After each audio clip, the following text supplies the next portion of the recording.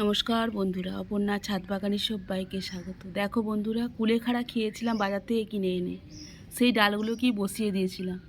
এত সুন্দর গজিয়ে হয়েছে, আর আমার বাজার থেকে কুলেখাড়া কিনতে হবে না।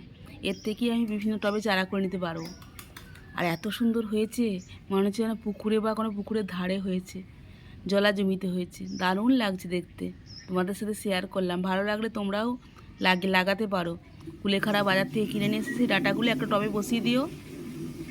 এটা ঔষধি গাছ, আমাদের হিমোগ্লোবিন তৈরি করতে সাহায্য করে এই কুলেখাড়া পাতার রস। কেউ সেদ্ধ করেও খায়, কেউ কাঁচাও খায়, যার যেটা ভালো লাগে। আমার হিমোগ্লোবিন কম বলেই আমি লাগিয়েছি।